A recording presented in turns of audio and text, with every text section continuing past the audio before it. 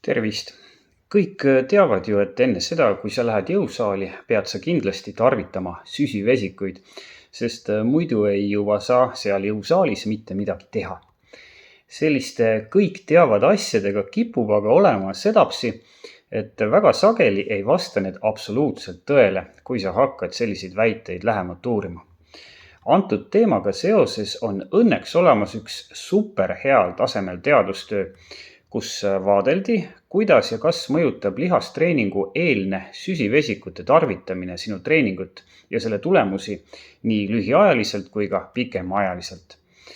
Võtame siis nüüd kõik uuringus vaadeldud variandid eraldi läbi. Esmalt, kuidas mõjutab süsivesikute tarvitamine sinu treeningut jõusaalis juhul, kui sa tarvitad neid oma treeningu tulemuste tõstmiseks treeninguga samal päeval, kaasa arvatud siis, kui teed seda vahetult enne treeningut. Teadlased leidsid 19 sellist varasemat ja heal tasemel uurimistööd ja neist 11 puhul ei avaldanud süsivesikute tarbimine sellele, kui hea on su treeningu kvaliteet, absoluutselt mitte mingisugust mõju. 2 uuringus leiti, et süsivesikute treeningueelne tarbimine hoopis vähendab su võimekust jõusaalis. Ehk siis näiteks sa jõuad teha vähem korduseid. Kui teadlased uurisid lähemalt neid 6 uuringut, milles leiti, et treeningueelne süsivesikute tarvitamine parandab sportlikku võimekust, siis pandi tähele, et neis ei olnud arvesse võetud kalorite tarbimise kogust.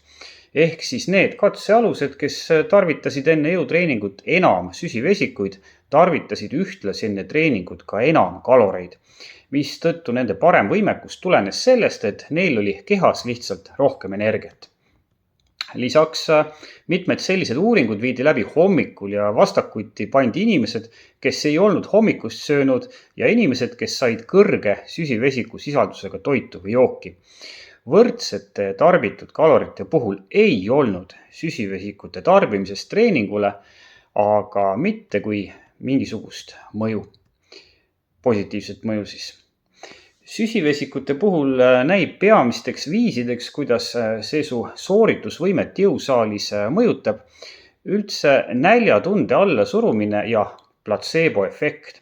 Ehk oled sa kuulnud, et süsivesikud enne treeningut on kasulikud ja seepärast usud sa, et need aitavad sind. Üllatus ja kuna sa usud, siis nad aitavadki sind. Ent aitavad samamoodi ka siis, kui sa ainult arvad, et joogis, mida sa tarvitad, on palju süsivesikuid. Ent neid seal tegelikult ei ole üldse. Vähemalt ühes täna tutvustatavas teadustöös ka selline seos leiti.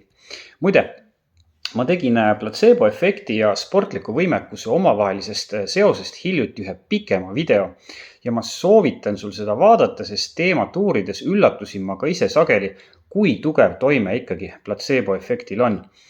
Viida selle video juurde leiad altpoolt jutukastist, aga meie läheme uuringuga edasi.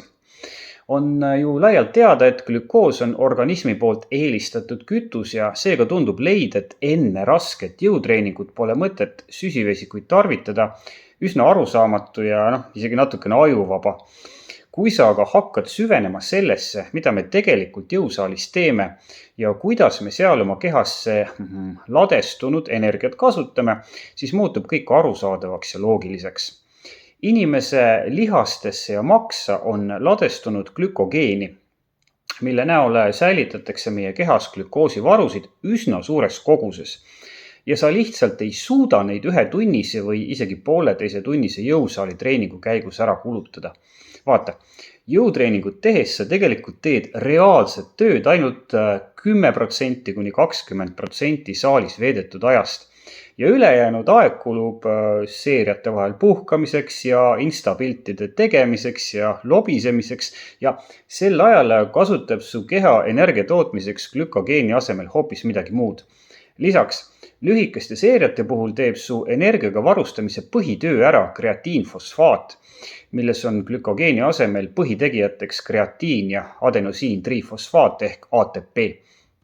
Üldiselt on välja arvutatud, et olenevalt su jõutreeningu iseloomust kasutad sa selle käigus energiaks glükogeeni ainult 35–80% ajast.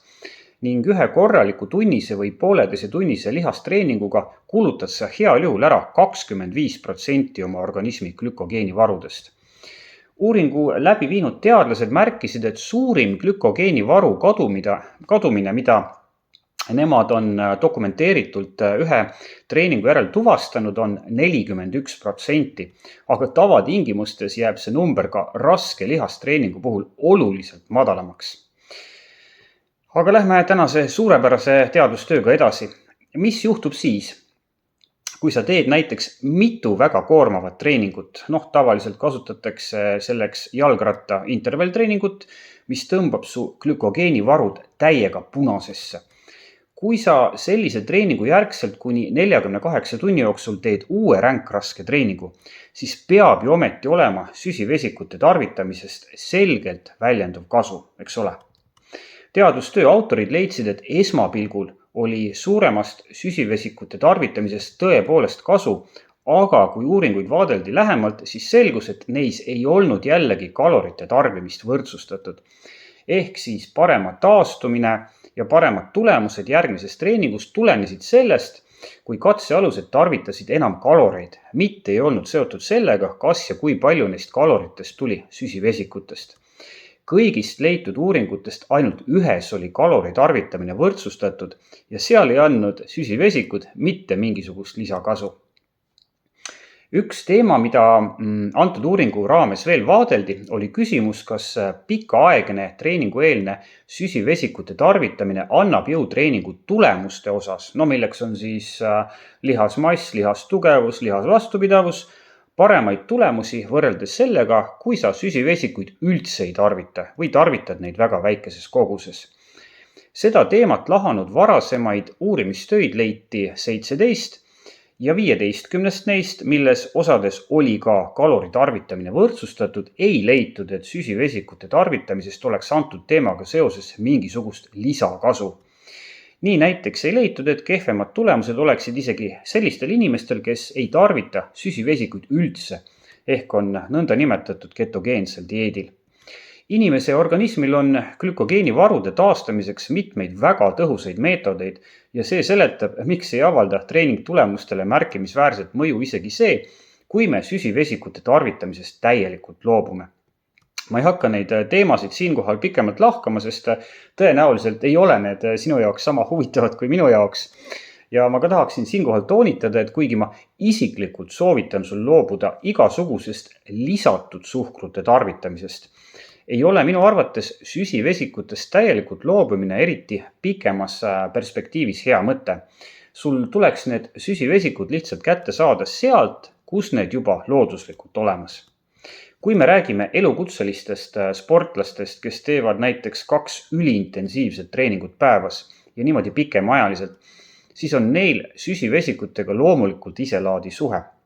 Aga tavalisel inimesel, nagu näiteks mina ja sina seal teisel pool ekraani, kes teevad 4-6 treeningut nädalas või sageli isegi oluliselt vähem, ei anna süsivesikute treeningueelne kasutamine mitte mingisugust sisulist kasu. Eriti nüüd, kus sa tead, et see varasem võimalik kasu tulenes ainult sellest, et sa arvasid, et need aitavad ehk siis placebo-efektist. Ja selle eest, et ma su selle pettekujutelma nüüd purustasin, ma muidugi vabandan. Üks arvamus, mida antud teemaga seoses sageli kuulen, on see, et süsivesikuid peaks tarbima koos valguga, sest see suurendab treeningu järgselt peamiselt insuliini taset tõstes lihassünteesi. Ehk siis aitab su organismil kasvatada lihast ja muuta see tugevamaks tõhusamalt.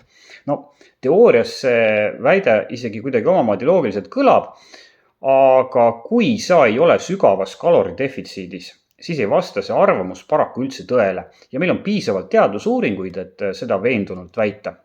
Ja veel üks asi. Kui sa enne igat treeningut ja võib-olla veel ka treeningu ajal oled joonud suure koguse süsivesikute rikast ja kõrge kalorisisaldusega jooki ja võib-olla hammustad veel seeriate vahele kõrvale mõnda energiapatooni ja siis imestad, et miks su kehakaal ja ennekõike rasvamass aina kasvab ja kasvab, siis nüüd on sul teada, mis on selle osaliseks põhjuseks. Sul ei ole tegelikult neid süsivesikuid tarvis.